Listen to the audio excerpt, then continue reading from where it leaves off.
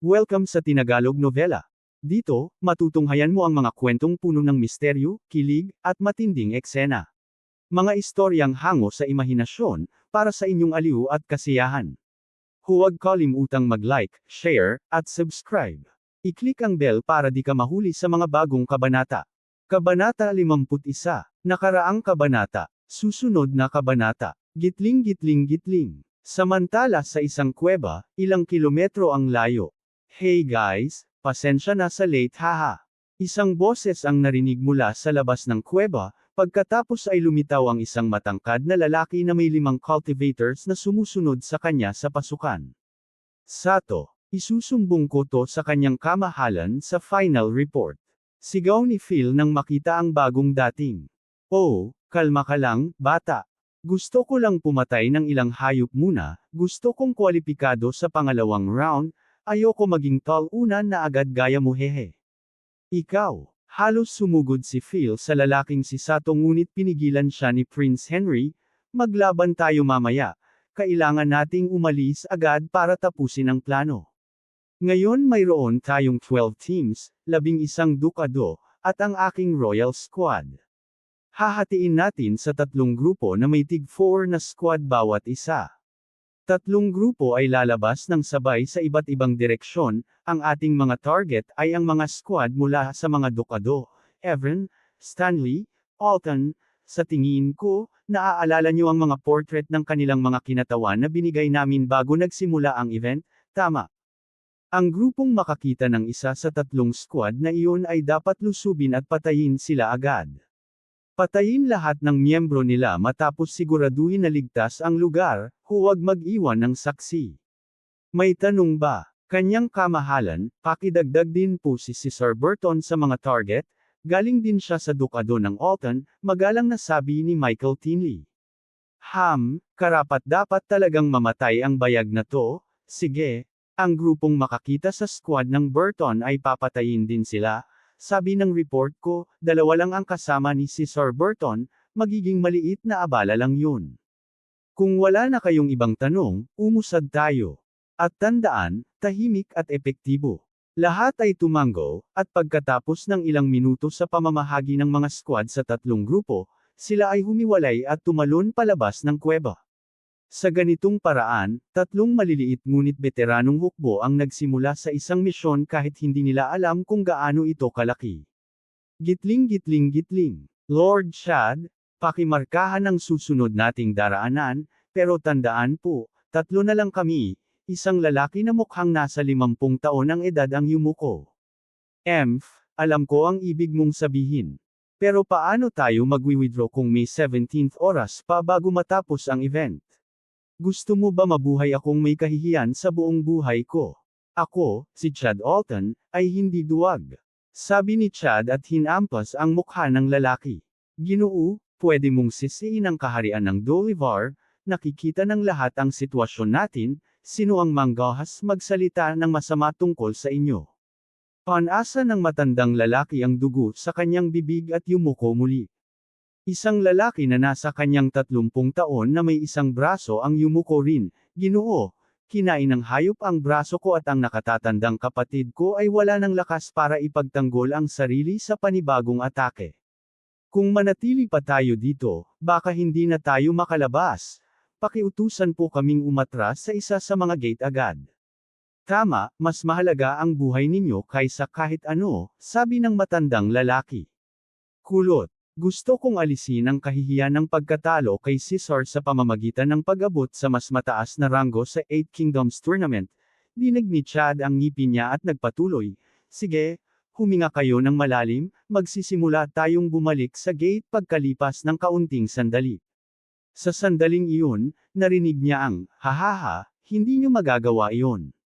Luminga si Chad at nakita ang isang batang lalaki na nakatayo kasama ang kanyang 5 tagasunod sa likod, ano ibig mong sabihin? May maitutulong ba ako sa inyo? Hindi ito ang unang beses na nakatagpo siya ng isang squad, ngunit tiyak na ito ang unang pagkakataon na may squad na ipinakita ang ganitong. Galit, sa totoo lang, pwede mo akong tulungan, sa pamamagitan ng pagpatay sa sarili mo. Nang matapos ang pangungusap, sabay na humanda ang 6 na lalaki at sumugod kay Chad at sa kanyang 2 kasamahan. Damn! Hindi maintindihan ni Chad ang nangyayari, ngunit malinaw na kamatayan ang kahihinatnan ng pakikipaglaban sa kanila, kaya agad siyang tumalikod at tumalon gamit ang buong lakas upang makatakas.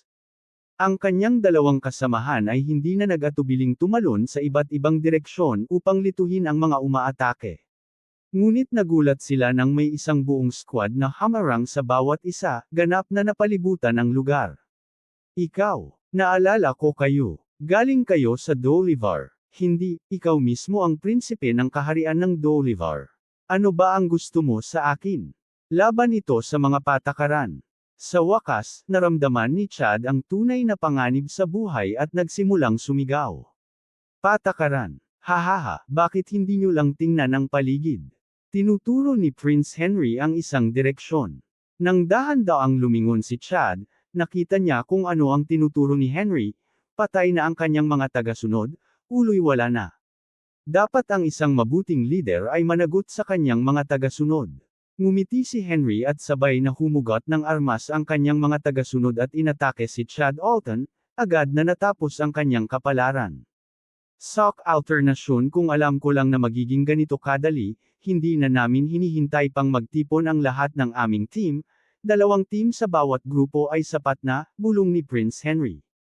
Dapat laging mag-ingat, kanyang kamahalan, ang inyong desisyon ang pinakamatalino, yumuko ang isa sa kanyang tagasunod.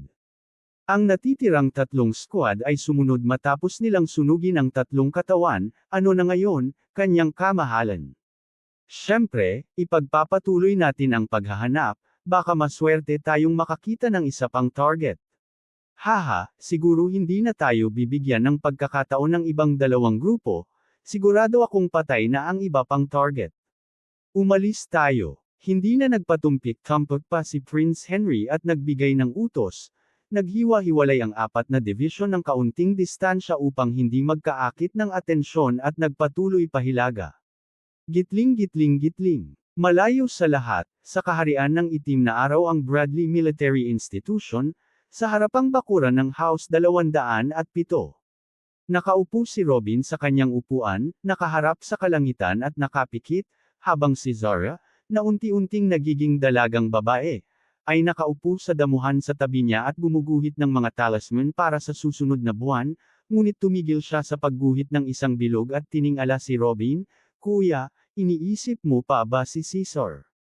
Nakakasama ito sa kalusugan mo, at pangalawa, hindi mo na kailangan ang lahat ng kaba na to, siguradong ayos lang siya. Hindi sumagot si Robin, bagamat ayaw niyang aminin sa salita, nag-aalala na siya kay Caesar, ito ang kanyang anak.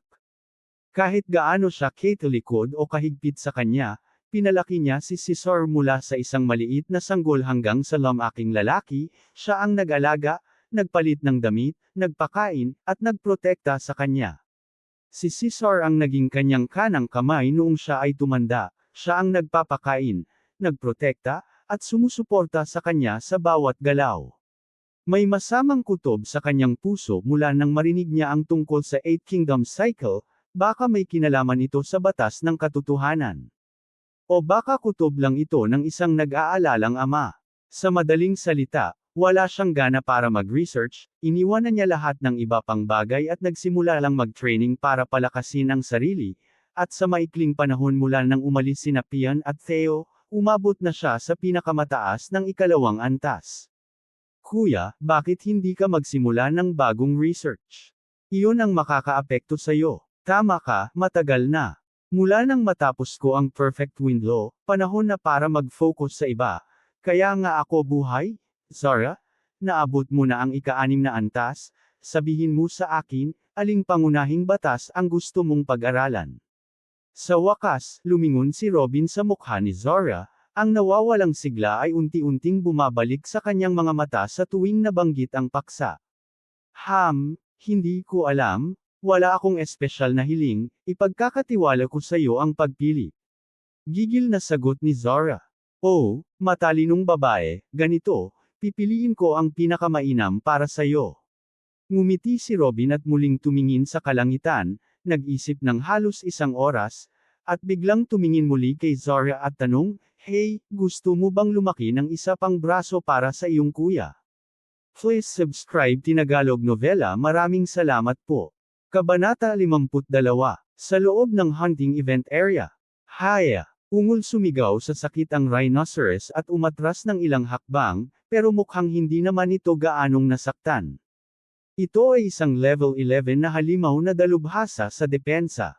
Hindi na dismaya si Caesar sa kanyang nakita at muling sumulong upang hanapin ang mahihinang bahagi ng makapal na balat ng halimaw.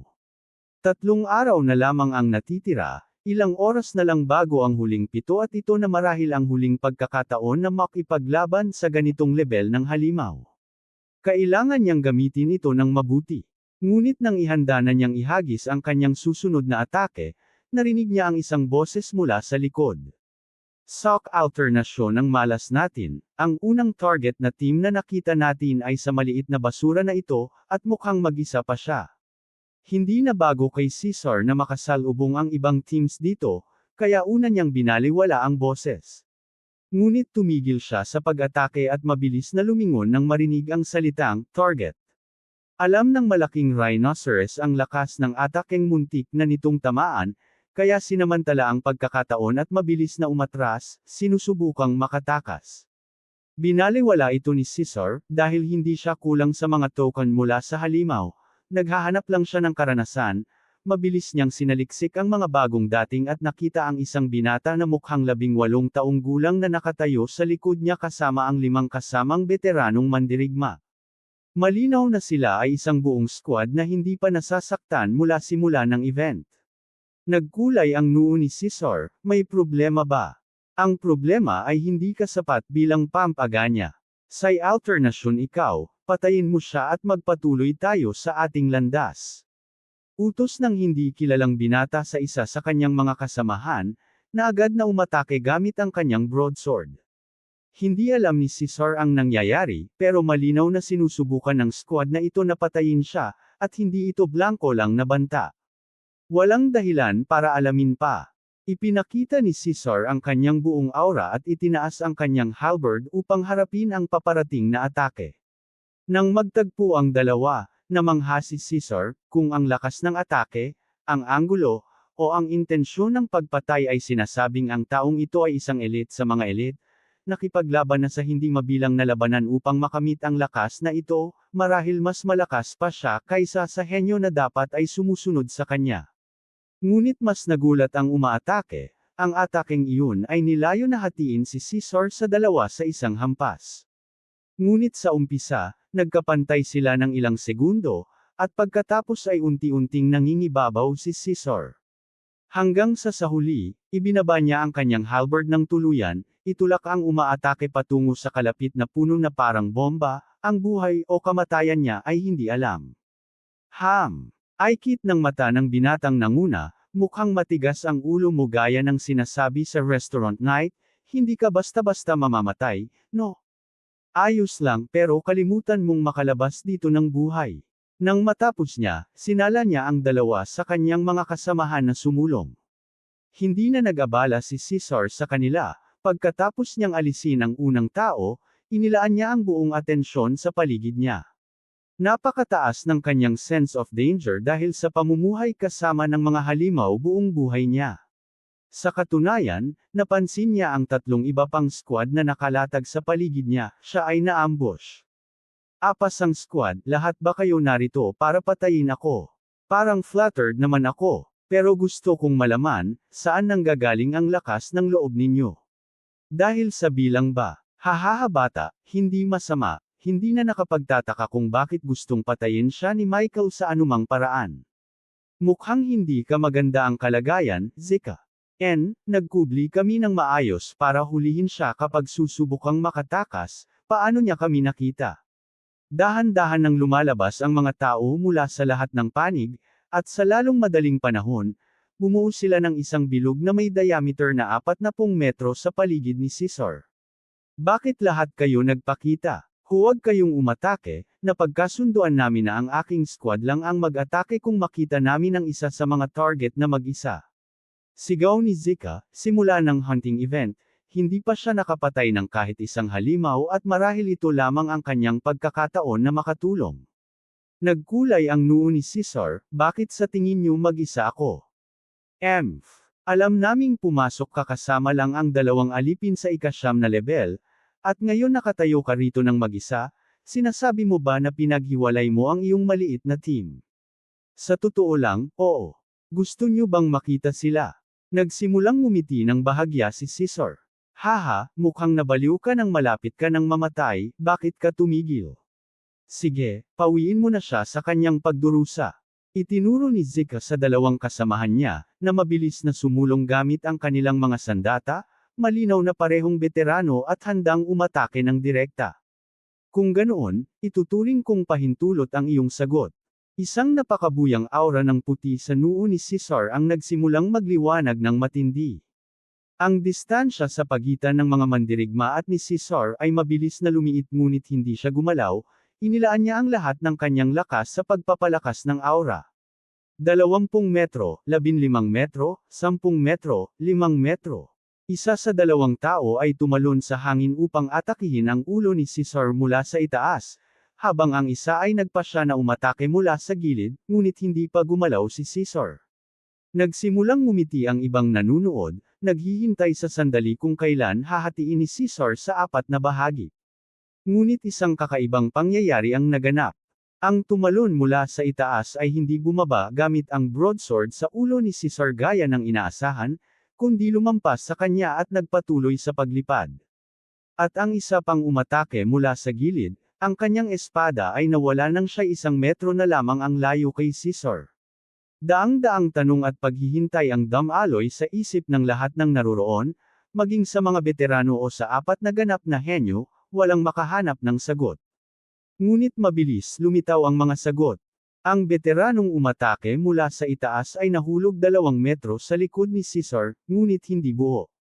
Hatiin sa gitna sa ere, walang isang sigaw man lang bago nahati sa dalawa, bawat kalahati ay. Habang ang isa pa, bago mapansin ang pagkawala ng kanyang espada, nahulog ang kanyang ulo, at dinaglaon ang kanyang katawan. Ang dalawang veterano ng ika-10 level, ay kakilakilabot na napatay sa harap ng 21 pang eksperto sa isang kisap mata, at walang nakakaalam kung ano ang nangyari. Kabanata 53. Wow! Ano ba itong nangyayari? Sigaw ni Zika. Walang sumagot sa kanya, ngunit ang ekspresyon ng lahat ng naruroon ay naging napakasama, nagayos sila ng posisyon sa laban at ang ilan ay umatras ng 2 hakbang. Lahat ng mata ay nakatuon kay Caesar, naghihintay ng paliwanag sa kung ano ang nangyari, ngunit nanatili siyang nakatayo sa kanyang lugar. Ang tanging kaibahan ay ang kanyang ngiti ay mas malinaw na ngayon. Tumingin siya sa paligid at nang uyam, anong propesyonal na pangkat ng mamamatay tao ito? Kaunti lang akong nagunat ng mga binti at natakot na kayo. Tapangin niyo nga ang sarili niyo. Maniwala kayo sa akin, hindi pa panahon para matakot. Ikaw, ipaliwanag mo kung ano ang nangyari. Isa pang pinuno ng grupo ang humugot ng kanyang sandata at itinutok kay Caesar. Ang hirap bang hulaan? Sinabi mismo ng clown na iyon na pumasok ako kasama ang dalawang kasamahan, iyon ang dumating para maglaro, hindi sila mananatili at manunood lang habang sinusubukan ninyong patayin ang kanilang boss, tama ba?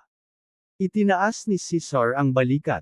Sinasabi mo ba na 2 slaves na nasa ika-9 na antas ang lumitaw sa harap namin, pumatay sa 2 veterano, at pagkatapos ay nawala nang hindi namin nakikita?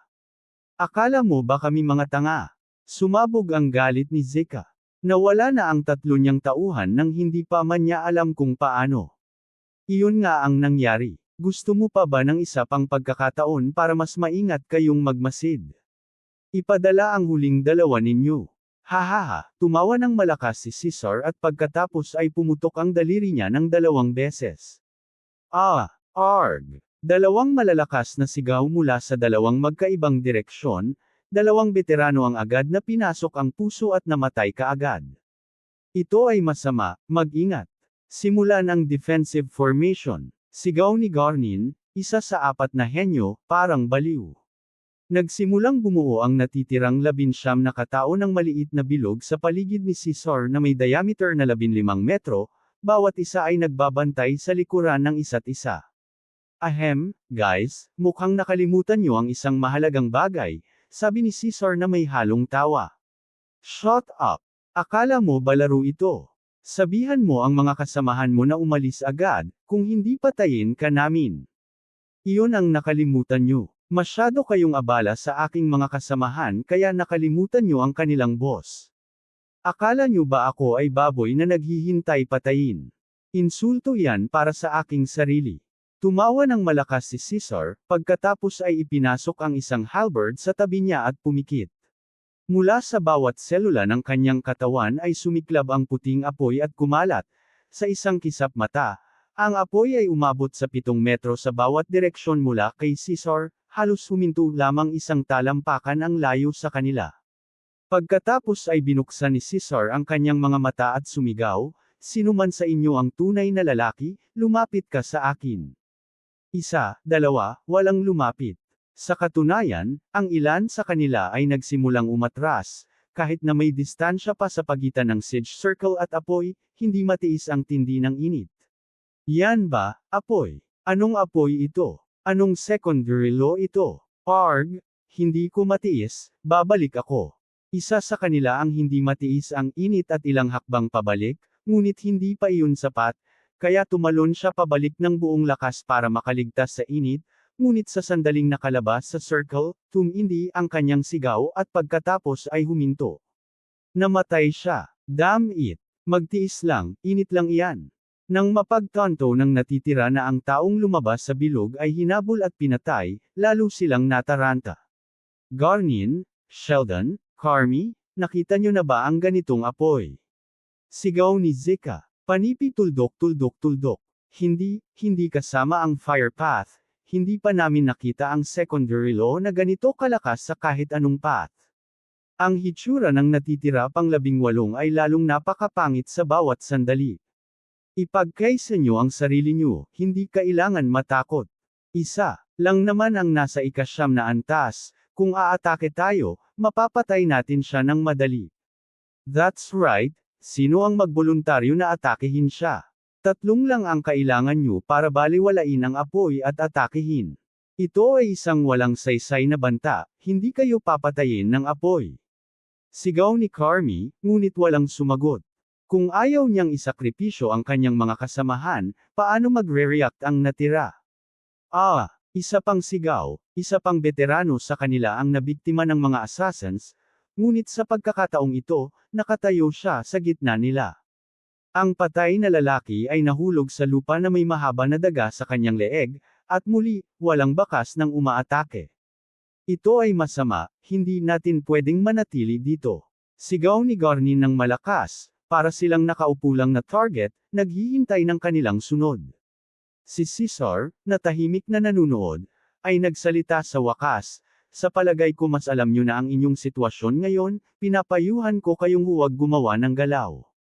Isa sa inyo, sagutin ang ilan sa aking tanong at hihinto ako sa flame field ko at bibigyan kayo ng daan palabas." Sumigaw si Carmi nang marinig ito, "Huwag kayong padadala. Kami ang mga hunters dito, hindi siya, dapat kami ang may kontrol. Akala mo ba magagamit mo ang parehong mga trick para patayin ang natira sa amin? Maliwanag na ang flame field na ito ay nangangailangan ng maraming enerhiya upang mapanatili, kailangan mong i-deactivate ito sa kalaunan. Tingnan natin kung gaano mo katagal kayang magpanggap na malakas. Gusto mo ba ng pusta kung sino ang mamatay muna o kung sino ang mauubusan ng enerhiya muna? Pinupuri ko ang tapang mo. Pero, sa puntong ito, gumawa si Caesar ng galaw patungo sa bangkay na nahulog kanina sa kanilang tabi. Nang tumingin ang lahat, napansin nila na ang daga sa leeg ay nawala na. Ang assassins ay pumasok sa kanila, hinugot ang kanyang daga, at nawala muli. Panipi tuldok tuldok tuldok. Hindi ko iniisip na magandang ideya iyon. Ngumiti si Caesar, ngunit ang kanyang malaking ngiti ay parang daga na humahati sa puso ng lahat ng naruroon. Panipi tuldok tuldok tuldok. Ano ang gusto mong malaman? Hindi na matiis ni Sheldon, ito ay hindi ang kanyang napagkasunduan. Ikaw na traidor, akala mo ba mananatili siya sa kanyang salita at hihinto sa flame field bago maubos ang enerhiya? Ibinenta mo ang kaharian mo ng libre. Sigaw ni Carmi, halos pumunta sa kanya. Hindi na tiningnan ni Sheldon ang itaas, ngunit may mababang tinig, kailangan kong subukan. Ayokong mamatay dito, mahaba pa ang buhay ko. Tumango si Caesar, magaling, gusto ko ang mga matatalino. Tama ang pinili mo, una, sabihin mo sa akin kung bakit niyo sinusubukan akong patayin. Hindi ko alam. Pinutok ni Caesar ang kanyang daliri. Paang tunog ng isang bagay na bumagsak sa lupa ay nakakuha ng atensyon ng mga nerbyosong henyo, ito ay ulo ng isa sa mga kasamahan ni Sheldon. Damn it, pangako ko, hindi ko talaga alam. Ang apat naming tao ay mula sa kaharian ng Dolivar, sinabihan kaming patayin ang mga squad mula sa Duchies ng Alton, Stanley, at Evern mula sa kaharian ng Black Sun, ngunit hindi namin alam kung bakit. Lumuhod si Sheldon at sumigaw, ang kanyang huling depensa sa isip ay nabasag sa pagkamatay ng kanyang kasamahan. Oh, interesante, akala ko si Clown na iyon mula sa restaurant at ang hanggal na prinsipe ang nagtulak sa inyo para isama sa listahan ng pagpatay kahit hindi kayo kasama noon. Mukhang mas malaki ang problema, ibig bang sabihin, ang iba pang squads ng Black Sun Kingdom ay nasa parehong sitwasyon ngayon.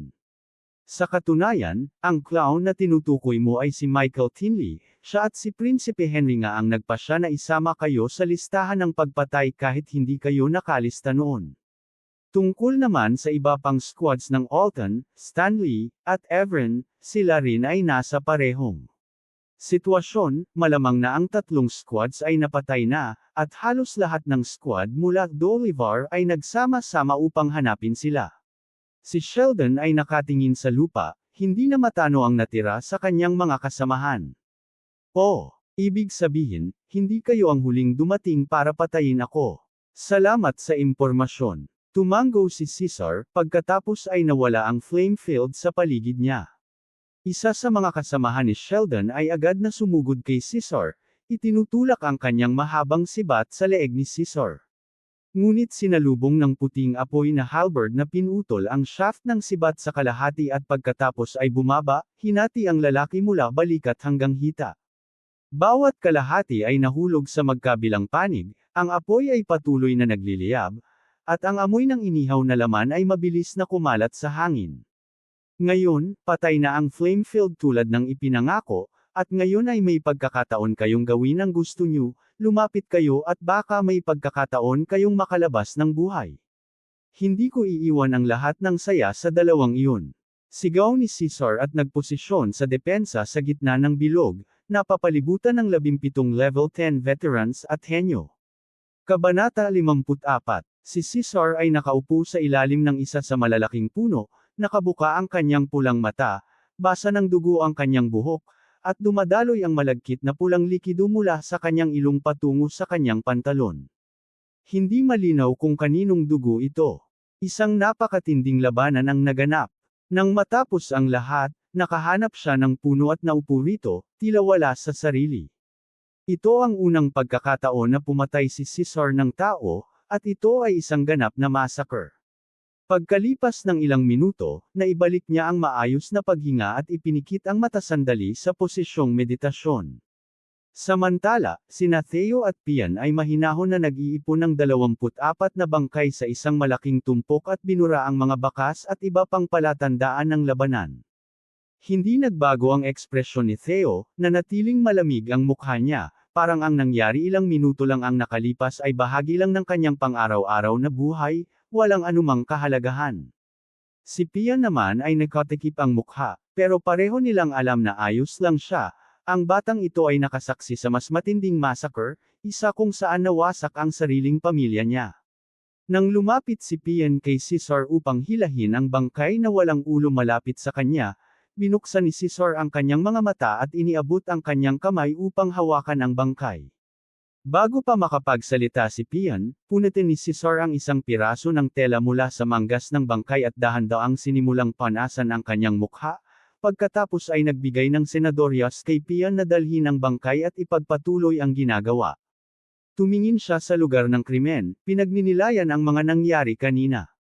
Gitling gitling gitling. Alam ni Cesar na kung patuloy niyang palalawigan ang apoy sa paligid niya, susubukan ng natitirang 17 na tumakas sa iba't ibang direksyon at magiging imposibleng patayin silang lahat kahit na may tulong ni Theo at Pian. Kaya't inaktibo niya ang flame field at tinukso silang patayin siya, at nagtagumpay ang Kane. Bagamat malakas si Cesar, tiyak na hindi sapat ang lakas niya para harapin silang lahat ng sabay-sabay, at alam nila ito ng mabuti, kaya't naging kumpiyansa at umatake sila. Lahat ng focus ni Cesar ay sa depensa, paminsan-minsan lang siya magpapasabog ng apoy upang mapanatili ang distansya mula sa mga kalaban habang unti-unting umatras. Ang totoong lakas sa pag-atake ay nasa kamay pa rin ni Theo at Pian. Habang lahat ay nagmamadaling patayin si Cesar, sila ay nanghuhuli sa mga hindi nakakaalam mula sa likod. Perpekto ang pagkakagawa ng tatlo na parang may naunang kasunduan. Sa simula ng pag-atake, 4 sa kanila agad na nahulog. Nang makita ito ng iba, nabaliw sila at sinubukang pabilisin ang pagpatay kay Cesar at bumalik sa defensive circle, pero nagdulot ito ng mas maraming pagkakamali at 4 pa ang napatay. Dito huminto si Cesar sa pagtatanggol at sumali kina Theo at Pian sa pag-atake. Ang pagsalakay ng tatlo ay hindi kayang pigilan ng natitirang 9 na cultivators, sinubukan nilang tumakas sa iba't ibang direksyon pero huli na, madaling nahuli at napatay ang huling 5. Ang 4 na henyo ay lumuhad at humingi na buhay kapalit ng ginto, at isa pa ay nagbanta at binanggit ang katayuan ng kanyang ama, at na ang isang pamilyang Earl tulad ng mga Burton ay hindi magpapabaya sa kanyang paghihiganti. Si Sheldon naman, ang mahina, ay tuluyang lumuhad at humingi ng awa, ngunit walang kwenta. Mula sa sandaling inaktibo ni Cesar ang flame field hanggang sa putulin niya ang ulo ni Sheldon, 2 minuto lang ang lumipas. Gitling gitling gitling. Batang Ginoo Cesar, naipon na namin ang lahat ng bangkay sa isang tumpok, sa inyo na ang susunod. Maingat na lumapit si Pian at nagsabi.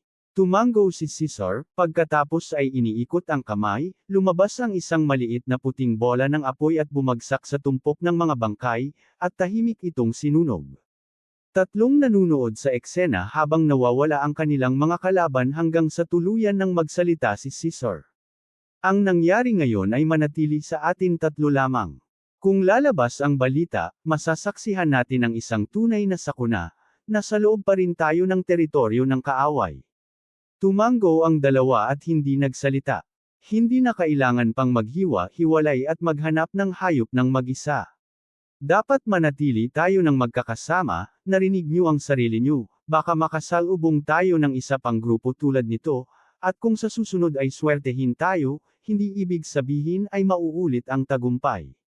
Dapat tayong manatiling malapit, ngunit huwag rin masyadong lapitan ako. Ang takot sa hindi nakikita ay mas nakakatakot kaysa anumang bagay, ang takot na iyon ang nakatulong sa atin ngayon. Kung naging malinaw ang isip nila, nakatakas sila, kaya mas mabuting manatili kayong 30 metro mula sa akin at ganap na nakatago hanggang sa tamang sandali. Oo, tumango si Pian at tinuro si Theo sa isang direksyon, at nawala ang 2. Nananatili si Cesar sa pag-upo habang pinagmamasdan ang tumpok ng mga bangkay na unti-unting naglalaho, at iniisip ang mga detalye ng massacre na naganap. Pagkatapos, huminga siya ng malalim. Ama, gumawa kayo ng totoong mga halimaw, ano ba talaga ang layunin ninyo dito? Tumayo si Cesar at tumingin sa araw, may humigit kumulang 5 oras bago matapos ang event.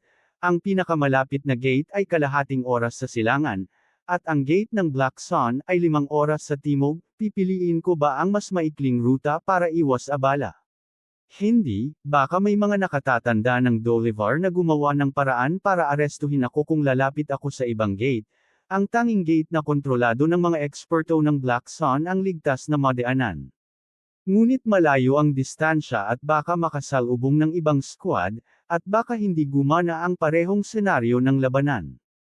Nag-alinlangan si Cesar ng ilang minuto sa pagitan ng 2 mahihirap na pagpipilian, ngunit sa huli, nagdesisyon siya at tumalon patimog. Gitling gitling gitling. Pagsapit ng paglubog ng ikatlong araw, alam ng lahat na malapit nang matapos ang hunting event. Karamihan ng squad ay nagmamadaling kumuha ng mas maraming token, at ang ilan sa mas mahihina ay lumapit sa mga gate, naghihintay na mabuksan. Sa pangkalahatan, napaka-aktibo sa loob ng hunting area. Hoy, hindi ba ikaw si Caesar? Sandali. Isang masiglang tinig mula sa malayo ang pumihil kay Caesar sa pagtalon mula puno sa puno, ngunit nanatili siyang alerto. Makikita makalipas ang ilang segundo ang squad ng tatlo, sila ay mula sa Julian Duchy ng Black Sun Kingdom. Oh, kapatid dali, mukhang hindi naging madali ang hunting event sa inyo. Mabilis na tiningnan ni Caesar ang tinawag niyang dali, kasama ang kanyang tagasunod na masama ang kondisyon. Naging madali ba sa iba? Nakita kitang nag-iisa, lahat ba ng tagasunod mo? Ngumiti si Caesar at binago ang paksa, saan kayo patungo ngayon, at bakit ninyo ako tinawag? Maaari ba akong tumulong? Kapatid Caesar, huwag kang maging malamig, malapit nang matapos ang hunting event at hindi na kailangan pang makipagkompetensya, hindi ba pwede tayong pumunta sa gate ng magkasama? Nag-iisa ka, nasaktan kami, dapat manatili tayo ng magkakasama upang tumaas ang tsansa ng survival hanggang sa maabot ang pinakamalapit na gate. Sigurado akong nagsimula na ang iba pang grupo sa ikatlong araw para sa parehong dahilan. Pero hindi ako pinalad at hindi nakakita ng ibang squad mula sa Black Sun hanggang ngayon. Ilang oras na ang nakalipas ay nakasalubong namin ang level 11 beast. Halos hindi namin ito napatay, pero nag-iwan sa amin ng ganitong kondisyon at napatay ang isa sa amin. Takot ako na kung makasalubong kami ng level 10 beast ngayon, kakainin kami. Hindi ako papunta sa pinakamalapit na gate, pupunta ako sa pinanggalingan nating gate. Kung gusto mong sumama, sumama ka. Ang gate na pinanggalingan nila ay hindi bababa sa 2 oras ang layo, bakit pipiliin ni Caesar ang mas mahabang daan? Habang naghahanda na tumanggi at magpatuloy patungo sa pinakamalapit na gate, napigilan niya ang sarili. Bukod sa amoy dugo ni Caesar, ang kanyang damit at kondisyon ay napakahusay, halos parang hindi siya nakakita ng kahit isang hayop sa 3 araw, pero imposibleng ganoon. Kahit na nagtatago sa ilalim ng lupa, nakatagpo siya ng 1 o 2. Napakalakas ba niya gaya ng mga sabi sa kaharian, o mahusay lang sa pag-iwas sa mga hayop? Sa parehong kaso, mas makabubuti kung susundan siya kay Caesar. Sige, sasama kami sa iyo sa gate na iyon. At bakit hindi maglakad-lakad lang tayo dito sa cute at kaibig-ibig na lugar upang lumikha ng mas maraming alaala? Fair na. Kabanata 55. Pagkatapos magpalitan ng ilang simpleng tanong, dinala ni Caesar ang bagong squad at sama-sama nilang tinungo ang pangunahing tarangkahan para sa mga galing sa Black Sun Kingdom. Medyo maayos ang daan. Naka-encounter lang sila ng ilang hayop sa ika-8 at ika-9 na antas at mabilis itong neresolba. Lumipas ang ilang oras, pero hindi pa rin nakikita ang tarangkahan dahil sa kapal ng mga puno, ngunit alam nilang malapit na ito. Maaring ilang minuto na lang bago matapos ang hunting event at hindi pa rin nila nararating ang tarangkahan. Ngunit wala namang nagpanik. Kung matapos ang event bago sila makarating, wala rin namang problema. Ang tiyak na oras ng 3 araw ay tungkol sa pag-atake sa mga hayop, hindi tungkol sa pag-abot sa tarangkahan. Mas malinaw, pwedeng manghuli ang mga squad hanggang sa huling sandali, pagkatapos ay pwede na silang pumunta sa tarangkahan matapos ang event. Naramdaman ni Dali na tama ang kanyang desisyon na sundan si Caesar sa mahabang daan. Ang kanyang pandama at lakas ang nakatulong sa kanya para mapanatili ang kanyang buhay. Muling maaabot ang kanyang kalayaan matapos niyang masaksihan ang isang ganap na bangungot sa nakalipas na 3 araw. Ilang kilometro na lang at mawawala na ang panganib ng kamatayan, dahil ang susunod na event ay mga paligsahang kaibigan lamang sa harap ng maraming saksi. Huminto. Biglang narinig ang isang tinig mula sa likuran. Lumiko si Dali at nakita ang isang buong squad ng 6 na cultivator na mabilis na papalapit. Masama ito, ang taong iyon ay si Sato Ariet, isa sa pinakamakapangyarihang henyo ng Doliverian Kingdom sa henerasyong ito. Hindi ko alam kung ano ang gusto niya sa atin pero hindi tayo titigil, bilasan na. Wala itong silbi, nang marinig ni Cesar ang pangalan mula sa Bolivar, umiling siya at huminto sa kinalalagyan. Ano ginagawa mo? Magpatuloy ka. Baka gusto niya na saktan tayo. Hindi maintindihan ni Dali kung bakit huminto si Cesar, pero hindi na niya gustong malaman, kaya tuloy-tuloy siyang tumakbo sa pinakamabilis na bilis, hindi pinapansin si Cesar. Ngunit mabilis niyang naunawaan ang ibig sabihin ni Cesar, may isa pang squad sa harapan niya at hinarangan ang daan. Nagulat siya, ngunit ayaw niyang manatili para itanong kung ano ang nangyayari. Tumingin siya sa paligid para magbago ng direksyon, ngunit nakita niyang may dalawang squad pa sa bawat gilid. Isa na dito ang koponan ni Prince Henry, ang kalahok na prinsipe ng Kingdom of Bolivar. Ano ba ito? Ano ang gusto ninyo sa amin? Nanlalamig ang puso ni Dali. Ang nangyayari ay tiyak na hindi kaaya-aya. Nakarating ang tingin ni Cesar sa isang taong kilala niya ng mabuti, kaya pala ikaw ay nasa grupong ito. Natawa si Michael Tinley, ang taong nakipaglaban sa kanya sa restaurant noong nakaraan. Hahaha, maswerte ako. Alam kong baka may isa sa mga target na makalusot, kaya iminungkahi kong gumawa ng ambush, at swerte, ang isdang pinakamasama kung galit ay nahuli sa bitag. Manahimik ka. Ano ang sinabi mo tungkol sa grupo? Napansin ni Henry ang nakatagong kahulugan sa sinabi ni Cesar at napaikit ang kanyang noo. Kung nakakita na si Cesar ng ibang grupo dati, dapat patay na siya. Hehe, kapag nakita mo ang grupo kasama sina Cute Sheldon at Zeka, itanong mo na lang sa kanila. Isang interesanteng pagkikita iyon. Napangiti si Cesar. Ikaw. Nakumpirma na ni Henry ang kanyang hinala. Totoo, nakipagtagpo si Cesar sa isa sa tatlong grupo ngunit pinayagang makalabas, delikado iyon. Bakit ka nasasayang sa kanya, Your Highness? Tiposan na natin. Tumingin si Sato kay Henry at nagsabi. Ngunit, tiningnan ni Henry si Dali Julian at ang kanyang dalawang tagasunod. Umingiti si Sato, ano kung may extra na team na nawala? Wala namang malaking epekto, Your Highness. Tingnan mo ang kanilang anyo, baka patay na sila kung nakasalubong pa ng ibang hayop. Anong sinasabi nyo? Ako si Dali mula sa Duchy of Julian ng Black Sun Kingdom, sino ba kayo para sabihin ang ganito sa akin? Nenas si Dali sa naririnig ngunit hindi siya pinansin. Your Highness, tama si Sato, wala itong malaking epekto kung isa pang clown ang mawawala. Pahintulutan niyo akong iwaksi ang aking kahihiyan sa aking sariling kamay. Lumapit si Michael at bahagyang yumuko. Sige, patayin mo siya, pero huwag mong ulitin ang pagkakamali mo, isama mo na ang mga tagasunod mo. Napangit ang mukha ni Michael, alam niyang hindi niya kayang talunin si Cesar ng mag-isa, ngunit ang marinig ito mula sa iba ang pinakamasakit, maghanda, gawing matagal ang proseso ng pagpatay sa bastos na ito, sa bawat sigaw niya, bibigyan ko kayo ng ginto. Nag-sign si Michael sa kanyang mga tagasunod at nagsimulang umatake kay Cesar. 6 sa kanila ang humugot ng sandata at nag-form ng crescent habang papalapit kay Cesar. Alam mo, anak ni Burton, malungkot ako kung lalabas kami sa kagubatan at buhay ka pa rin. Haha, alam mo ba? Iyan ang gagawin ko rin sanang sabihin.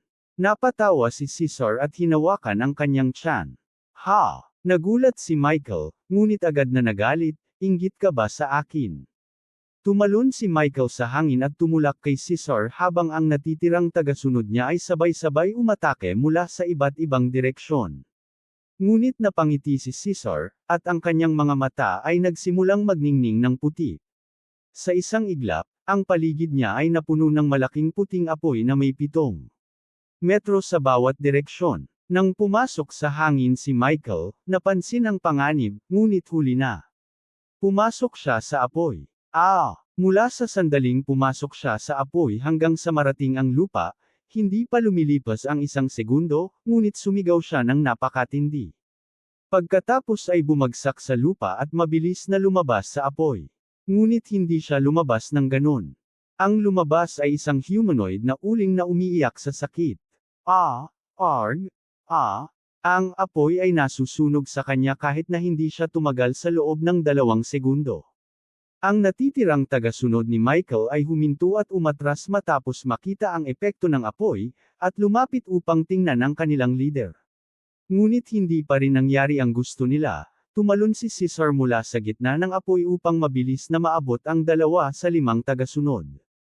Hinampas niya ang isa gamit ang kanyang halberd at naputol sa 2, habang ang pangalawa ay medyo malayo, ngunit ang apoy na kasabay ni Caesar ay agad na sumiklab sa kanya. Ano ang ginagawa mo? Huminto. Sa wakas, nagising sina Prince Henry at ang iba mula sa kanilang pagkahimatay at nagsimulang umatake kay Caesar, na nakatayo sa depensibong posisyon at pinaga niya ang apoy ng buong lakas. Pinalibutan siya ng 3 squad mula sa lahat ng direksyon, sinusubukang humanap ng butas upang umatake, ngunit wala. Gusto kong makita kung gaano katagal mo mapapagana ang kakaibang apoy na ito, Mr. Level 9. Sumigaw si Sato, hindi matiis ang insulto. Saan mo narinig ang mga salitang iyon? Hahaha. Hindi agad naintindihan ang sinabi ni Caesar, ngunit kapag inakma sa katotohanang nakasalubong na niya ang isa pang grupo noon, nagiging nakakatakot ito. Natakot si Caesar, unti-unting nauubos ang kanyang enerhiya at napakalakas ng 3 squad na hindi niya kayang harapin.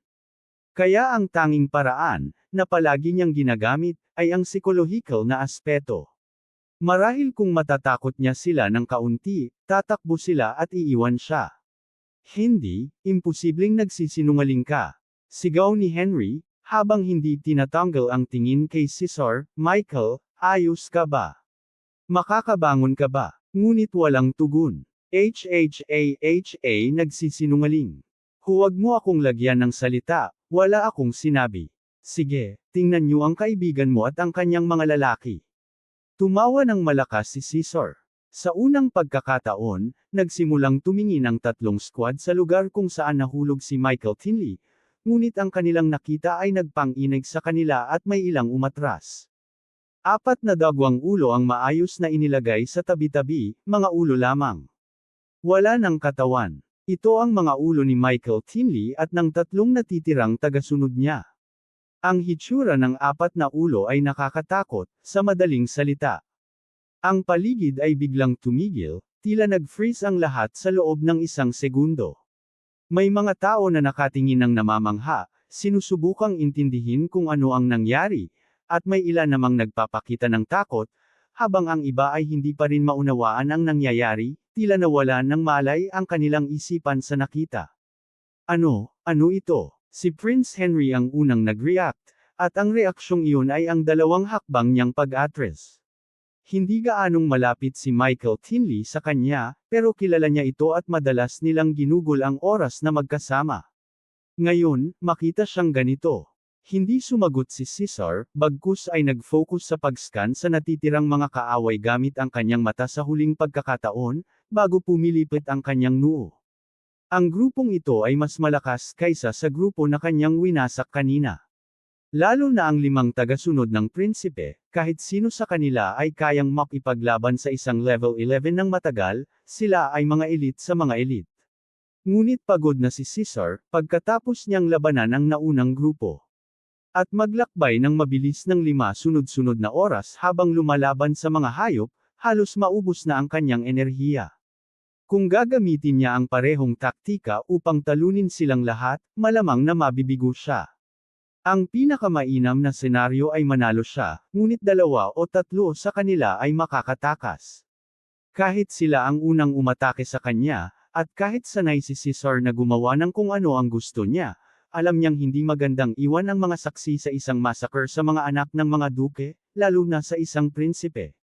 Anak, anong ginawa mo, tarantado? May kasama ka ba rito sa tago? Sabi mo, nawawala ang pasensya ni Prince Henry. Marahil meron, marahil wala, gusto mo bang ipagpatuloy ang pag-atake at makita mo mismo?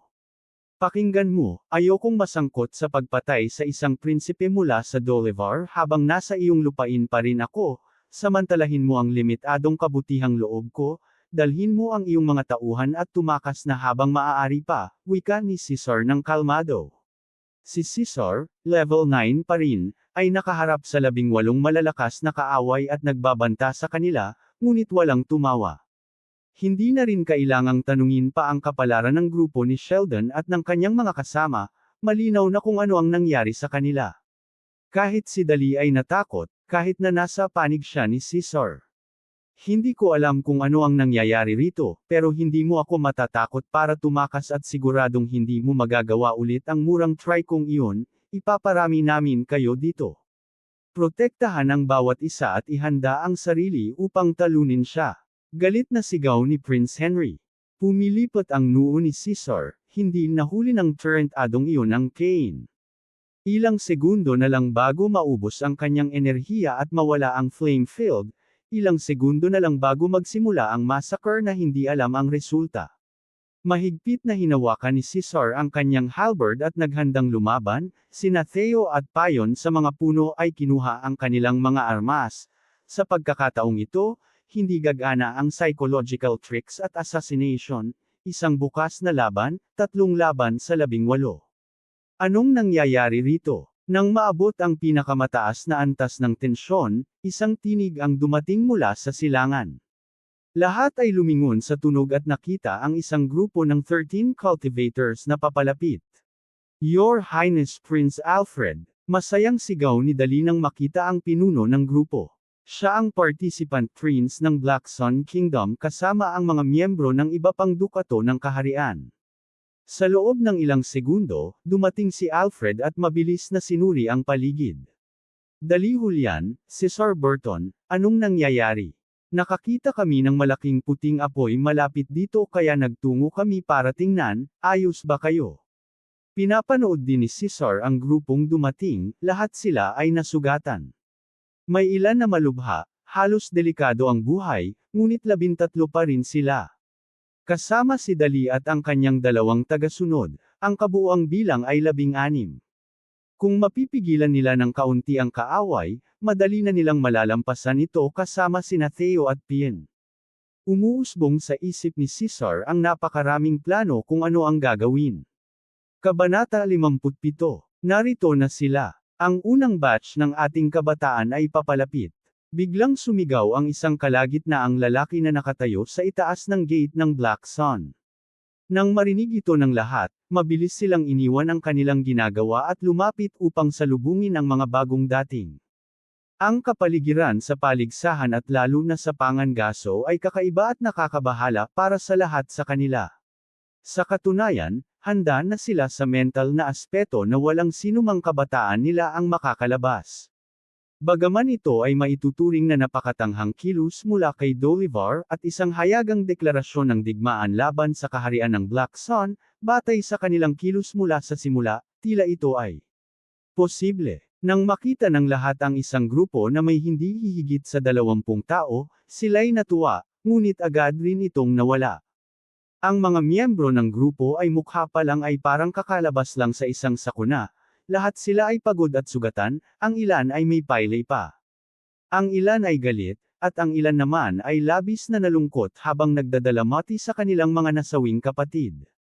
Isa lamang ang umiiyak dahil sa sobrang tuwa, si Dali, anak ng Julian family, na lalong kainahinala.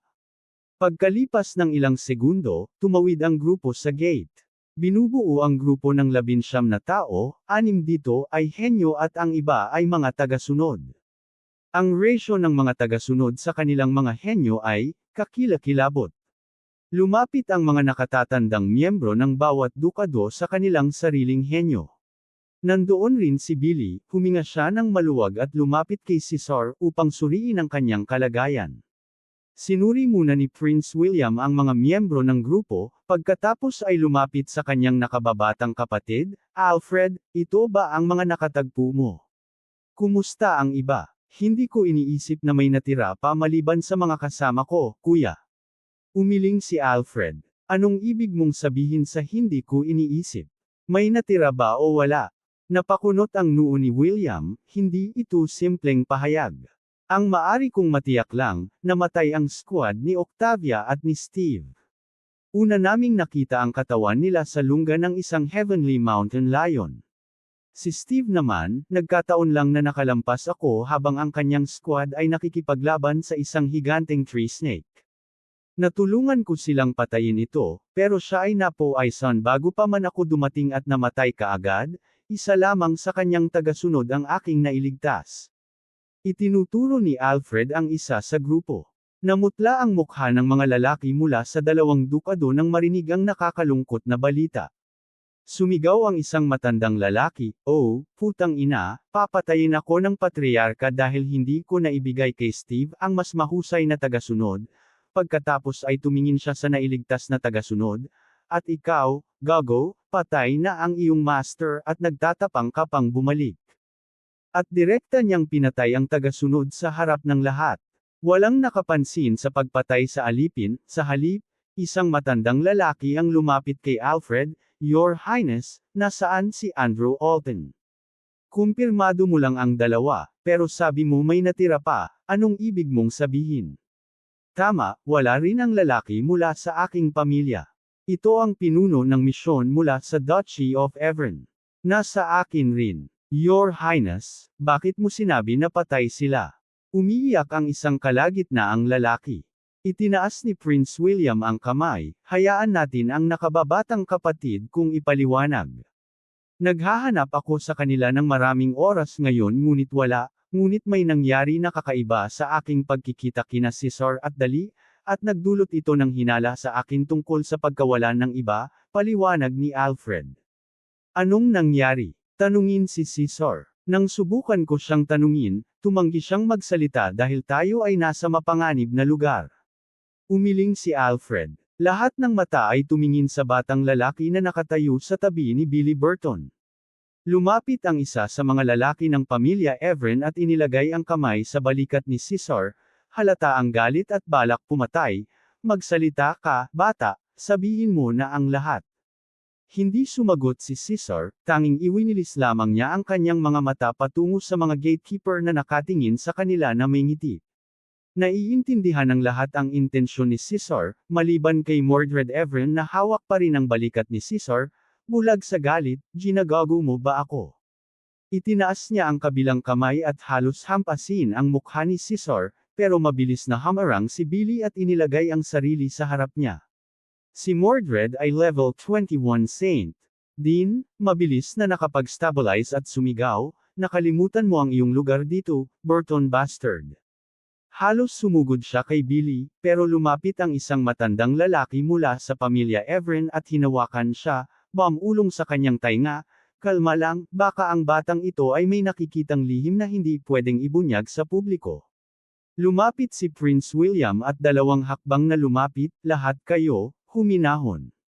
Tumingin siya kay Caesar, "Sabihin mo lang sa akin, nakita mo ba silang patay sa sarili mong mga mata?" Umiling si Caesar. Tumango ang prinsipe, "Dahil ang pagkamatay ng tatlong kabataan mula sa pamilya Stanley, Alton, at Evren ay hindi kumpirmado, mananatili tayo dito hanggang sa sigurado tayong patay sila. Pagkatapos nito, ipagpapatuloy natin ang usapan sa tirahan ng royal family. Sa ngayon, hayaang bawat henyo ay magpadala ng isa sa kanilang tagasunod upang dalhin ang mga token na nakolekta sa gatekeeper para sa pinal na pagsusuri." Narinig nila at sumunod sa utos ni Prince William Marley at bumalik upang maghintay. Hindi lang dahil isa siya sa mga pinakamatandang prinsipe at malakas na kandidato sa susunod na hari, kundi dahil siya rin ang pinakapangyarihang saint dito. Humumph si Mordred Evren at umatras kasama ang pamilya niya, habang ang mga miyembro ng pamilya Burton ay nagtipon sa paligid ni Caesar, parang inaalagaan ang itlog. Ipinag-gesture ni Caesar kay Pian na nakatayo sa tabi niya, kaya dinala nito ang malaking leather bag na dala niya palagi sa mga gate guards. Walang nakapansin sa laki ng bag. Ang mga token ay pwedeng galing sa katawan ng patay na hayop. Kaya kahit isang malaking token ay pwede nang punuin ang malaking bag. "Caesar, ayos ka lang ba? Anong sinasabi ni Alfred? Anong nangyari sa iyo, at ano ang koneksyon mo sa pagkamatay ng tatlong henyo?" Patuloy na tanong ni Billy sa mababang tinig. "Ipapahayag ko ang lahat sa tamang panahon, Uncle Billy, hindi ngayon. May ideya ako kung ano ang nangyari sa tatlo pero hindi ko sigurado kung patay nga sila." Hindi na nagsalita si Billy o ang iba. Tahimik lang silang nakatayo sa harap ng gate, umaasang may milagro, talagang umaasa sila na lalabas ang huling tatlong squad. Lumipas ang 10 minuto, pagkatapos ay isa pa, lumipas na ang takdang oras para lumabas ang mga squad sa kagubatan, pero wala pa rin. Naghintay pa ng 1 oras, sa palagay na baka na late lang dahil sa sugat, nagpadala ng mga knights sa ibang gate pero wala rin. Lahat ng saints at knights na higit sa level 15 ay nagpadala sa paghahanap. Sa loob ng 1 oras, nasuri ang buong hunting area, pero walang bakas. Walang milagro. Ang mga team mula sa Dukado ng Alton, Stanley, at Evren, ay nawala. Bumalik ang mga naghahanap sa ibang gate at nagtipon muli sa harap ng gate ng Black Sun. Lalong tumindi ang hangin, ang mga lalaki at babae mula sa tatlong Dukado ay nakatingin kay Caesar, nagliliyab ang galit. Sa anumang nangyari sa kanilang mga kamag-anak, konektado ito kay Caesar. Naramdaman ni Caesar ang pagkapuno ng hangin sa kanyang dibdib, kaya mabilis na humarap si Billy upang protektahan siya. Handa siyang makipaglaban sa lahat kung susubukan nilang saktan si Caesar. Ngunit isang sigaw ang pumatigil sa sitwasyon, si Prince William, Humigil. Ipagpapatuloy natin ang usapan sa tirahan ng royal family. Hayaang sumama ang lahat ng saints at henyo na nakibahagi sa event, at ang iba ay bumalik sa kanilang tirahan. Kahit sa pagsigaw, ramdam ang bigat ng tinig, ang pagkamatay ng 5 kingdom level na henyo sa isang bagsakan ay isang malaking pagkawala. Kabanata 58. Tahanan ng pamilya Heria ng itim na araw. Sa loob ng isang maliit na silid, 17 banal at 6 na batang henyo ang nagtipon. Si Prinsipe William ay nakaupo sa pangunahing upuan, nakatingin kay Caesar na nakatayo. Sa kanyang harapan, ligtas na ang paligid, wala ka ng ibang dahilan, magsalita ka. Napakabigat ng presyon sa silid, at karamihan ay nakatuon kay Caesar, lalo na mula sa mga banal ng tatlong pamilya, Stanley, Evren, at maging ang mga Alton. Lumapit si Billy at hinaplos ang balikat ni Caesar, ngumiti, at nagbigay ng kumpiyansa, magsalita ka lang at huwag kang matakot, walang mangyayari sa'yo ngayon anuman ang sabihin mo. Paano ko naman mahaharap si Robin kung hindi? Haha, isang banal mula sa panig ng Evren ang nakialam, hindi ako sigurado dyan. Eksakto, at huwag mo kaming lokohin, bata, mas mabuti pang sabihin mo ang totoo o personal kung gagupitan ang ulo mo kung especially iya ka pala. Hindi pinansin ni Caesar ang mga ito, ngumiti muli kay Billy, at bumalik sa pagtutok sa madla. Mga Ginoo, sa madaling sabi, nagkaisa ang lahat ng tropa ng Bolivar para hanapin at lipulin ang mga tropa ng mga Dukado, Stanley, Evren, Alton. Ano, alam nyo ba ang sinasabi mo? May pinagkakaguluhan ka ba, bata? Nag-iba-iba ang reaksyon, nagsimulang tumayo ang mga banal ng tatlong pamilya, sumisigaw kay Caesar, ang iba na may nagkunot ng noo, at pati si Billy ay nagulat sa naririnig. Mabilis niyang tinanong si Caesar, bakit mo sinasabi yan? Nakita mo ba silang pumatay sa sariling mata mo? Hindi. Umiling siya. Pinatawag mo kami dito para magpalabas ng haka-haka, tarantado ka ba? Halos sampilan ng isang banal mula sa Dukado ng Stanley si Caesar, pero pinaloob siya ni Billy sa tamang sandali. Isang matandang lalaki ang nagsalita ng kalmado, bata, alam mo ba ang magiging resulta ng sinabi mo? Kung tama ka, maaari itong magdulot ng digmaan sa pagitan ng dalawang kaharian, hindi ito biro. Lahat, kalma lang. Sumigaw si Prinsipe William, kung may susubukang lumikha ng kaguluhan, aalisin ko siya sa pagpupulong na ito. Hamumfang banal na gusto sampilan si Caesar at bumalik sa upuan. Lumapit muli si Billy kay Caesar at hinaplos ang balikat niya, huwag kang matakot, nandito ako, walang makakasakit sa'yo. Magpatuloy ka, pero mas detalyado. Tumango si Caesar at nagpatuloy, nagkaisa ang mga tropa ng kaharian ng Bolivar sa loob ng hunting area at nahati sa 3 grupo, bawat isa may 4 na tropa.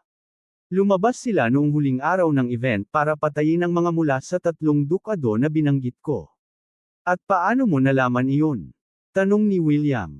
Ang inyong kamahalan, ako rin ay mula sa Dukado ng Alton. Ay, ibig mong sabihin, tinarget ka nila. Biglang naisip ni Billy at nagtanong. Oo, 2 beses pa nga. Tumango si Caesar. Naging tahimik ang silid, pagkatapos ay nagsimulang umiling ang lahat. Sayang ang oras ng lahat. Sabi ng batang nasa ika-9 na antas, 7 tropa ang gusto akong patayin pero buhay pa rin ako. Ngayon, nakumpirma nilang nagsisinungaling si Caesar para ipakita na siya ang bayani. Anong bayani ang nakuha mo dyan, Billy? Tingnan natin kung gaano mo siya mapoprotektahan, sarkastikong sabi ng isang banal. Sa katunayan, pati si Billy ay hindi naniniwala, abala siya sa pag-iisip kung paano mailalabas si Caesar dito. Napailing si William at tiningnan ang kanyang nakababatang kapatid. Alfred, bakit mo sinabihan kaming tanungin si Caesar kung ano ang nangyari sa 3 tropa? Sinabi ba niya sa'yo na alam niya? Hindi, kuya. Pabalik kami nang makita ko siya at si Dali Julian laban sa malaking grupo ng mga tropa ng Bolivar, kasama si Prinsipe Henry Dolov mismo. At, nakita ko ang 2 patay na katawan at ilang putol na ulo sa lugar, pero hindi ko alam kung kanino iyon. Anong? Lahat ng mata ay nakatuon kay Dali, ang banal ng pamilya Julian, bakit nakatayo ka pa dyan na parang gago? Sabihin mo kung ano ang nangyari. Sasabihin ko, pero hindi ko alam kung paano sasabihin. Nakasalubong ko si Caesar sa gate at nagpasya kaming maglakbay ng magkasama, pero may lumitaw na grupo, 4 na tropa, at tila natutuwa silang makita si Caesar at naayos na ang ambush. Nakipagtagpo rin si Caesar sa isa pang grupo bago sila, maliwanag ang alitan sa pagitan nila at nagpasya silang patayin kami. Malinaw ito. Sabi pa ng isa tungkol sa akin na wala namang problema kung mawawala ang isa pang tropa. Binasag ng banal ng pamilya Julian ang armrest ng kanyang upuan. Mga tarantado. Anong iniisip nila? Na tayo ay mga tupa na pahirapan. Magpatuloy ka, ano ang nangyari pagkatapos? Dumating ba si Alfred para iligtas ka? Pero paano ang mga bangkay at ulo, kanino iyon? Hudyat ni William. Iyon ay sina Michael Tinley at ang buong tropa niya. Sila ang bahagi ng grupo na nag-ambush sa amin pero lahat sila ay namatay. Ano ang sinabi mo? Bumangon si Prinsipe, unang pagkakataon na ipinakita ang ganitong reaksyon. Paano sila namatay? Pinatay sila ni Caesar. Ano ba to? Nakipaglaban ka at pinatay pati isang buong tropa. Hindi mo ba sinabi 4 na tropa iyon? Paano ka buhay pa habang sila patay? Nangako ako, hindi ko rin alam. Hindi nila ako pinansin, iniwan lang nila at sa tingin ko ay pinlano nilang patayin ako pagkatapos nila tapusin ang kanilang pangunahing target. Si Caesar, sa simula ng labanan, nag-activate ng malakas na white flame field sa paligid niya at mabilis na pinatay ang 2 tropa ni Tinley. Sumali ang 3 tropa sa labanan pero hindi nila nabasag ang flame field. Ang lumitaw ay mga ulo lamang sa isang bato. Dumating si Prinsipe Alfred kasama ang suporta, natakot sila at tumakas, iyon lang ang alam ko. Lahat ay muling tumingin kay Caesar, pero seryoso na, paano namatay sina Michael Tinley at ang tropa niya? Ang aking mga tagasunod ang nag-asikaso sa kanila. Tagasunod mo. 2 alipin lang sa ika-9 na antas ang pumasok sa hunting area kasama mo, yun ba ang ibig mong sabihin? Tama, sagot ni Caesar, nakagulat sa lahat. 2 ika-9 na antas na tao ang nakapatay ng isang buong tropa nang walang nakakaalam. Ang mga tagasunod mo, babalikan natin ito, sinabi mo, tinarget ka ng 2 beses, paano ka nakaligtas sa una? Tanong ni William, sino ang nagsabi na nakaligtas ako? Tumawa si Caesar, ngunit sapat na iyon para magulantang ang lahat. Magpaliwanag ka. Mas lalo pang nagkunot ang noo ni Prinsipe William at lumapit sa kanya. Oo, isang grupo ng 4 na tropa ang umatake sa akin sa ika-3 araw, isa ang tumatawag sa sarili na Zeka at ang isa ay Sheldon, hindi ko maalala ang iba, lahat sila patay na ngayon. Patay. Lahat sila. Paano sila namatay? Ano pa ba? Pinatay ko sila lahat, pero hindi ako nag-iisa. Tinulungan ako ng aking mga tagasunod. Sinasabi mo ba na ikaw at ang iyong 2 tagasunod, 3 nasa ika-9 na antas, pinatay ang 24 na veterano at henyo sa ika-10 antas, walang nakaligtas? Tama iyon. Tumango si Caesar ng buong pride. Muling bumalik ang mataas na presyon at nakakatakot na katahimikan sa silid, pero ngayon hindi para pagdudahan si Caesar, kundi dahil sa napakalaking balita, hindi ito maaaring peke. Marahil ang paraan ng kanilang pagkamatay ay pwedeng itago o linlangan, pero ang katotohanan na may 5 tropa mula sa Bolivar, kabilang ang tropa ni Michael Tilney, na patay sa hunting area, ay hindi may kakaila. 5, parehong bilang na tropa na natalo ng kaharian ng Bolivar. At 2 pa sa mga ito ay namatay sa mga hayop, ngunit ang iba ay pinatay ni Caesar. Kung totoo ang sinasabi mo, mukhang nakabawi tayo at higit pa sa parehong event, hahaha. Please subscribe Tinagalog Novela. Maraming salamat po. Kabanata 59. Parang pinagpala ng langit ang pamilya mo, Billy, sabi ng isa sa mga nakatatanda. Sa pagtitipon, pagkatapos ay bumaling kay Caesar, at sino ba talaga ang 2 kasama mo, binata? Talaga bang mga tagasunod lang sila, o mga espesyal na veterano, o? Huwag niyong patagilan ang paghula, Ginoo. Sila ay mga alipin, ng aking kuya. Alipin. Isa lang, na alipin. Labis ang pagkagulat ng lahat, lalo na ang santo mula sa Duchy ng Alton, na kumislap ang mga mata sandali. Lumapit si Prinsipe William ng ilang hakbang at inilagay ang kamay sa balikat ni Caesar. Ibilin mo sa akin ang isa sa kanila, babayaran kita ng 1,000,000 gintong barya. Haha, Cowspice, kilala ko talaga ang 2 batang ito. Nanatili sila kay Caesar noong siya'y kasama pa namin, at kahit pagkatapos niyang umalis ay patuloy pa rin siyang nakasama sa amin, hindi ba sinusubukan mong agawin ang batang talento mula sa akin? Natawa si Flex Bradley. Alternasyon sulit ang subok, sabi ni William habang shrug ang mga balikat at bumalik sa kanyang upuan. Sabihin niyo sa akin kung bakit napatay ang pamangkin ko. Muling binanggit ng isang santo mula sa Duchy ng Evern ang issue. Kung hindi ako nagkakamali, sinusubukan ng kaharian ng Bolivar na hilahin tayo sa isang malaking digmaan, sabi ni Prinsipe William. Digmaan. Nagulat ang lahat, hindi ito simpleng pahayag. Oo, medyo malinaw naman kung iisipin, sino ang pinuntirya. Ang 3 border duchies na katabi ng Bolivar. At ito'y dagdag pa sa hindi makatarungang masamang pagtrato sa amin mula nang dumating. Natatakot akong sinusubukan nilang akitin tayo para magsimula ng digmaang rehiyonal sa pagitan ng mga border duchies. Isang nasa gitnang antas na lalaki mula sa Duchy ng Stanley ang sumingit. Sumasang-ayon din ako sa teoryang ito. Kinokontrol ng pamilya Tinley ang Duchy na hangganan ng kaharian ng Bolivar sa atin, at si Michael Tinley, na pinatay ni Caesar, ay nambastos sa pinsan ko nang siya'y maglakad sa pamilihan 2 araw bago ang hunting event. Ikaw din. Ganon din ang ginawa niya sa pamangkin ko. Ganon din ang nangyari sa amin, sabi ng mga santo mula sa Alton at Evern. Mas tiyak na ako ngayon. Malinaw na gusto nilang ituro ang kamatayan ng kabataan sa amin kay Michael Tinley, pero hindi nila inasahan na mamamatay siya rin, hahaha.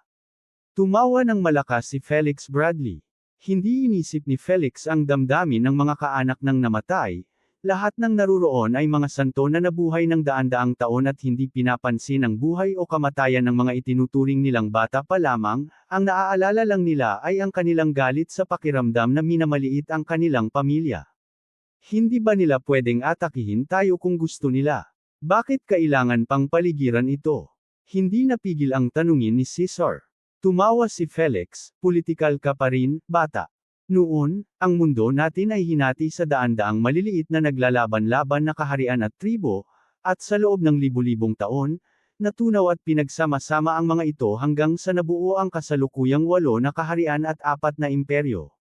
Malakas at matatag ang mga kahariang ito, may malalawak na teritoryo at napakaraming yaman, at syempre, walang gustong masira ang katatagan at kasaganaan.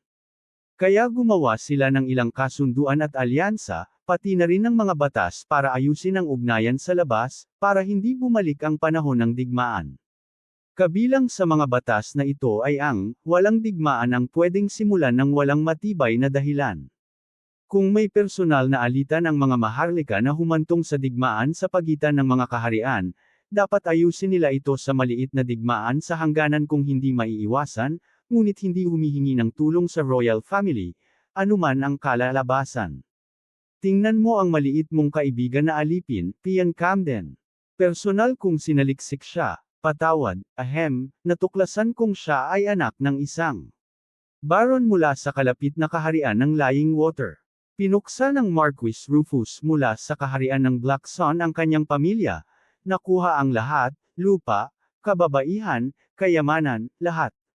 Sinasabing personal na alitan ang dahilan, pero alam ng lahat na gusto lang ni Marquis Rufus ang mga lupa ng Camden, at wala namang ginawa ang kaharian ng Lying Water upang pigilan ito. Batas. Sino ang nagpapatupad ng batas na iyon? Ano ang mangyayari, halimbawa, kung papatayin ng kaharian ng Dolivar ang atin ng walang dahilan? Tanong ng isa sa mga batang henyo. Ang tagapagpatupad at tagaparusang syempre ay ang apat na imperyo. Kung lalabag sa batas, bumubuo ng komite ang apat upang parusahan ang kahariang lumabag. Kung malubha ang paglabag, pwedeng ipatawag ng komite ang mga hukbo mula sa iba pang kaharian na katabi ng lumabag na kaharian upang lipulin ang royal family at hatiin ang kanilang lupa. Malinaw ang batas, kung may masyadong ambisyosong kaharian, pabayaan itong mamatay. Walang gustong bumalik ang panahon ng digmaan. Unti-unti nang nakakalimot ang mundo sa amoy ng dugo at ngayon lang humihinga muli. Sagot ni Felix habang yumuyuko ang ulo. Kaya ang kaharian ng Dolivar ay gustong akitin ang isa o lahat ng tatlong duchies na umatake sa kanila bilang mga maharlika lamang. Ano ang makukuha nila rito? Naguluhan si Caesar. Oo, iyan ang plano nila. Pero karaniwan lang ang pag-atake sa border ng mga maharlika at maraming dahilan. Palaging nagbabago ang hangganan, kaya hindi ko alam bakit nila ginawa. Maliban kung, huminto si Felix saglit. Maliban kung ano? Tanong ni Billy, lalong lumalaki ang usapin. Maliban kung gusto ng royal family ng Dolivar samantalahin ang batas na dapat may dahilan bago umatake at makialam upang magsimula ng digmaang ganap. Sa totoo lang, plano nilang lipulin ang kabataan ng walang bakas o testigo, walang ebidensya maliban sa intuwisyon ng kanilang pang-aabuso at panghaharas kay Michael. Kung nagtagumpay, ipapakita niya at ipagmamalaki na tinuturuan niya sila ng leksyon para palalimin ang paniniwala sa atin. At hindi na nila kailangan pang gumawa ng iba. Tingnan mo ang mga santo mula sa tatlong duchies, pwede na nilang ipatawag ang kanilang mga hukbo para turuan ang Tinlays, at malalaglag tayo sa bitag. Sandali, ibig mong sabihin, gustong pasimulan ng kaharian ng Dolivar ang digmaang ganap sa Black Sun. Natakot na sabi ng isa sa mga santo. Sobra na ang imahinasyon mo, Felix, pantay ang dalawang kaharian sa lakas, o mas malakas pa nga tayo. Wala silang makukuha sa ganyang hakbang, hindi nila maaabutin kahit 1 pulgada ng ating lupain. Tama ang tanong, pero bakit mo iyon itanong sa akin? Ibinahagi ko lang ang aking opinyon, kung may ibang paliwanag, sabihin nyo. Tahimik ang lahat. Tunay nga na pinakamalapit sa katotohanan ang sinabi ni Felix. Ang senaryo, planuhin ang pag-atake ng mga duke ng Black Sun sa kanila, tulad ng palaging nangyayari sa mga border war, ngunit sa pagkakataong ito, ipapakita sa mundo na ito'y hindi makatarungang pag-atake. Pagkatapos ay gagamitin ng royal family ng Dolivar ang pagkakataon ng paglabag sa batas upang makialam sa buong puwersa at magsimulan ng bagong royal war. Sa ganitong paraan, maiiwasan ng Dolivar ang panganib mula sa iba pang kaharian at imperyo. Simple ang plano, pero nakakatakot ang magiging resulta. Ano ang nagbibigay ng tapang sa mga opisyal ng Dolivar na isiping simulan ng digmaan sa ganitong laki pagkatapos ng 2 milenyo ng kapayapaan? Kahit alam nilang maiiwasan ang bitag, ang posibilidad ng digmaan sa ganitong saklaw ay napakalaking babala sa panganib. Pinag-uusapan natin ang posibleng digmaan ng 2 superpowers na hinasa ang kanilang hukbo sa loob ng 2,000 taon, ang biktima ay aabot sa daan-daang milyon. Pagkalipas ng ilang segundo ng katahimikan, sa wakas nagsalita si Prinsipe William, "Say alternasyon kung hindi dahil kay Caesar, ang ating kaharian ay babagsak sa isang madilim na kalaliman." Kabanata 60. Gitling gitling gitling. Oo, kung hindi dahil nalaman natin ngayon na lahat ng squad ng Dolivar ay nagtipon at nagtulungan para patayin ang ating mga anak, tiyak na isa sa atin ay mahuhulog sa bitag at sisikapin palabasin ang kanyang galit sa Duchy of Tinley. Mukhang dapat nating pasalamatan si Caesar sa kanyang mga ginawa, sabi ni Felix na may mayabang na ngiti sa kanyang mukha. Haha, sino mang makakita sa iyo na ganito ay iisipin na ikaw ay mula sa kanyang pamilya o siya ay iyong tinuruan, Felix, pero tama ka. Makikipag-usap ako sa aking ama pagbalik natin tungkol sa nangyari at sisiguraduhin kong mabigyan ng tamang gantimpala si Caesar. Tumango si Prince William. Kaya, ang totoong tanong ngayon ay, ano ang gagawin natin ngayon na alam na natin? Uurong ba tayo? O ipagpapatuloy ang torneo na parang walang nangyari? Tahimik muna ang lahat, hindi ito madaling desisyon. Kung mananatili tayo dito, tiyak na mananalo si Caesar, makakamit ang unang pwesto sa kanilang sariling lugar pagkatapos ng lahat ng ginawa nila sa atin, nakakatuwang isipin. Tumawa ng malakas si Billy, at tumango ang lahat. Halata sa lahat ang individual na lakas ni Caesar matapos ang nangyari. Nawala ang 5 squad ng Bolivar tulad natin at may mga saksi sa pagpatay kay Michael Tinley, natatakot akong baka gumawa sila ng gulo para kay Caesar. Itinaas ni William ang kanyang kamay para patahimikin ang mga santo, pero, kung hindi tayo nag-risk at pumasok sa hunting event, hindi natin malalaman ang balak ng kaharian ng Bolivar. Kaya, sabi ko ipagpatuloy natin ang torneo, marahil malalaman natin kung ano ang nagbigay sa kanilang opisyal ng lakas ng loob para isipin ang isang ganap na digmaan laban sa atin. Sang-ayon ako sa iyo, Prince William. Ako rin. Nagsimula ang mga boses na tumaas hanggang sa lahat ay sumang-ayon na dumalo, ngunit sa sandaling iyon. Katok-katok. Anong nangyayari? Itinaas ni William ang kilay, wala dapat nakakaistorbo sa kanila sa ganitong mahalagang pagpupulong. Pumasok ang isang taong nasa kalagitnaan ng edad at yumuko, Ginoo, nahuli si tagasunod ni Mr. Robin, ang tinatawag na piyan, sa opisyal na rangkang stage. Anong sinabi mo? Tumayo lahat, hindi ito ordinaryong tagasunod. Isa siya sa 3 henyo na nagambag sa pagkamatay ng 30 core cultivator ng Bolivar. Ang lalaking ito ay isang ganap na henyo at bayani. Bahagyang yumuko si Caesar kay Prince William at nagsalita ng nagmamadali, paumanhin, kanyang kamahalan, kailangan kong tingnan ang nangyayari. Pupunta ako kasama mo mismo. Gitling-gitling-gitling. Sa isang bukas na lugar sa harap ng pangunahing gate ng hunting event. Isang tagasunod mula sa bawat squad ang dinala para ipasa ang mga token na nakolekta nila mula sa mga hayop na kanilang napatay. Ang board ng sorting at pagtukoy ng huling rangkang ay binubuo ng 10 santo. Isang santo mula sa bawat kaharian, kasama ang 3 santo mula sa kaharian ng Bolivar dahil sila ang sponsor ng taunang kaganapan. Sa harap ng mesa ng board, may halos 70 cultivator, mga kinatawan ng squad, at ang bilang na ito ay nangangahulugan na halos 20 koponan ang nawasak sa loob. Ngunit naiintindihan ito, ang hunting event ay palaging marahas. Ang kakaiba ay may isang tao na nakatali sa poste sa gitna ng malawak na lugar, bahagyang lumulubog ang dibdib at dumudugo ang bibig, si Pian, ang maskara sa kanyang mukha ay napunit, na ipakita ang kanyang pangit at nasugatang mukha sa lahat.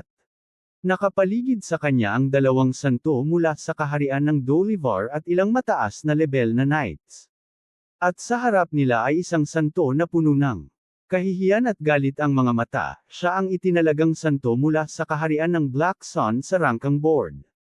Hindi niya alam kung sino talaga si Pian o ang kanyang kakayahan, alam lamang niya na ang nangyayari ngayon ay direktang insulto sa kanya, sobra na kayo.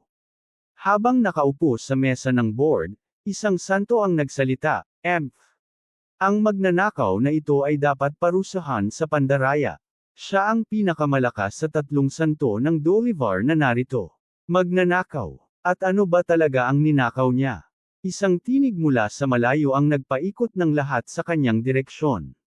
Matapos ang ilang sandali, dumating ang halos 20 anino. Sa mabilisang sulyap, karamihan sa kanila ay mga santo. William, napangisi ang mukha ng nakaupo na santo at tumayo. Ikaw ay tawagin na kanyang kamahalan, Prince William. Sigaw ng prinsipe, at pagkatapos niyang matukoy ang lokasyon at kondisyon ni Pian, lalo pang pumangit ang kanyang mukha, pakawalan siya. Lumipat ang ilang santo mula sa Black Sun mula sa likod ng prinsipe at diretso sa kanya patungo kay Pian. Tumapik sa mesa ang santo ng Dolivar sa galit nang makita ito. Willie, kanyang kamahalan, anong ginagawa mo? Nakalimutan mo ba kung nasaan ka? Tumingin muli si William sa santo na iyon na may galit na hitsura. Alam ko eksakto kung nasaan ako, sa isang kaharian na hindi marunong tretuhin ang mga bisita. Ano ang ginawa ni Pian para ito ay maranasan? Ang bata ay nakalikom ng token mula sa 36 na iba't ibang hayop, kasama na ang isa sa level 12. Makatwiran ba ito na isang squad na 3 at lahat ay nasa ika-9 na level ay makakalikom ng ganitong dami? Lalo na ang isang may isang kamay na pangit na tao. Sigaw ng santo, itinuturo si Pian, sinusubukan ipaliwanag sa iba pang santo ng iba pang kaharian.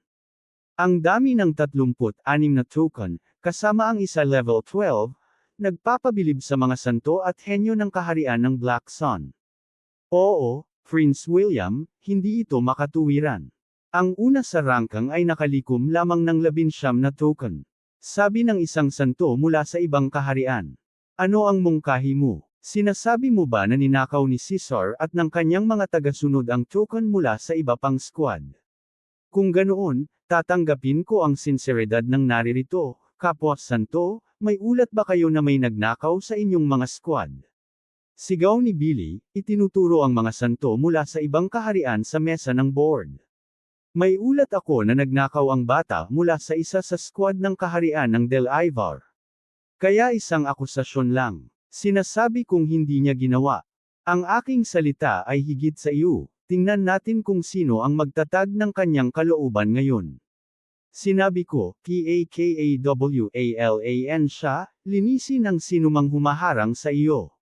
Lumabas ang aura ni Prince William, ang aura ng isang santo sa level 30, ay hindi basta-basta matatalo. Ikaw, anong dahilan mo? Isa lang siyang handicapped slave para sa Diyos. Sinubukan ng dalawang santo ng Dolivar na hamarang ngunit walang nagawa. Walang makatatagal sa aura ni Prince William, sa kabila ng kanilang mahusay na grupo ng mga santo. Hindi inaasahan ng kahit sino na isang simpleng alipin ay makapagdadala ng mga santo na ipagtanggol siya. William, sana alam mo ang ginagawa mo, hindi pa natatapos ang investigasyon sa pagpatay sa squad ng kaharian ng Dolivar sa loob, kung may kinalaman ka rito, gagawan namin ng paraan ang nangyari ngayon. Lumapit ng 2 hakbang ang batang prinsipe Alfred, sinasabi mo ba ang pagpatay kay Michael Tinley? Hindi siya ni Caesar hinawakan. Hindi siya gumalaw kahit isang hakbang nang mamatay si Michael, maraming mata ang nakatingin kay Caesar noong napatay si Michael at ang kanyang mga tagasunod, at lahat ay nakita kami mula sa malayo. Hinahamon ko sila na mangako sa harap ng langit na may kinalaman ang squad ng aming kaharian sa insidenteng ito. Sabi mismo ni Prince Henry sa harap natin na ang kanilang pagtitipon ay dahil sa personal na galit at natapos iyon sa hindi malinaw na pagkamatay ni Michael at wala itong kinalaman sa atin. Gagamitin mo ba ang dahilan na ito para kuhanin ang unang pwesto kay Caesar? Huwag mong sabihin na ang iyong mahina na prinsipe ay balak bumawi sa kanyang salita. Ikaw ba? Huwag mong banggitin ang pangalan ng aming kagalang-galang na prinsipe sa iyong maruming dila. Bata. Galit ang Dolivarian santo, lumapit ng ilang hakbang kay Prinsipe Alfred. Sinubukan niyang disiplin ang batang prinsipe bilang nakatatanda, ngunit sa kanyang daraanan ay natagpuan ng 3 santo mula sa kaharian ng Black Sun, isa sa kanila ang nagtaas ng kamay at pinigilan ang Dolivarian santo, pinapayuhan kitang bumalik sa iyong kinaroroonan kung nais mong manatiling buo ang katawan mo. Naging mabigat ang atmosfera. Ang pagnanais na pumatay ay napakatindi na halos naging tangible, sa anumang sandali ay maaaring magsimula ang isang massacre dito. Please subscribe Tinagalog Novela, libre lang yan kaibigan, konting suporta lang, maraming salamat po.